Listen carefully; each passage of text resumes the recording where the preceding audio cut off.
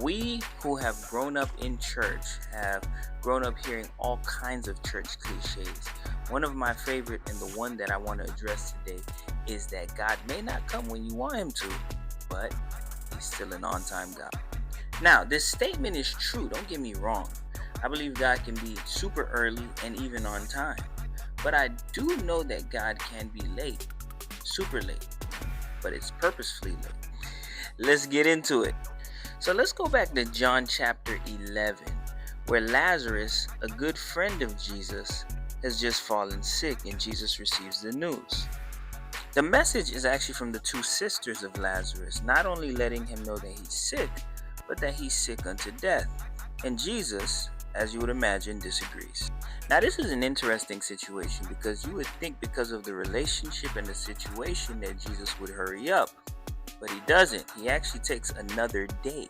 But after delaying that entire day, he finally gets up and him and his disciples begin to make their way to Bethany. But they're a little too late. Lazarus has already died, and Martha, his sister, is upset. She tells Jesus that if you were here, my brother wouldn't have died, which is a fact. But then Jesus does something amazing. He gives her an entirely new revelation of himself. He tells her, I'm the resurrection and the life, and the one who believes in me, even though they die, they'll still live, and whoever lives by believing in me will never die. And she believes. And the entire situation compels Jesus even to the point of tears. Then Jesus gathers the crowd, and he says a prayer to the Lord, thanking him for hearing him, and thanking the Lord for what he's getting ready to do.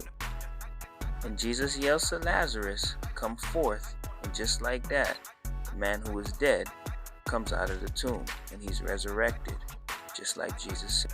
Now, as I said from the beginning, God has a propensity to be late at times. But this story tells us and it shows us that God is late, and when he's late, it's typically for a very good reason. See, they knew Jesus as their friend. They knew him as a teacher. They even knew him as a healer, but they didn't know him as the resurrection and the life. See, the point is, our God is faithful. And the scriptures tell us that I was young and now I'm old, yet I've never seen the righteous forsaken, nor their seed begging bread. So if you're praying and you're not hearing anything and nothing is happening, don't lose heart. Don't stop praying. It could be that God is getting ready to take care of the situation in a way that you never imagined. It could be that God is going to give you a fresh revelation of who he is. It's Mac. I love y'all. Until next time.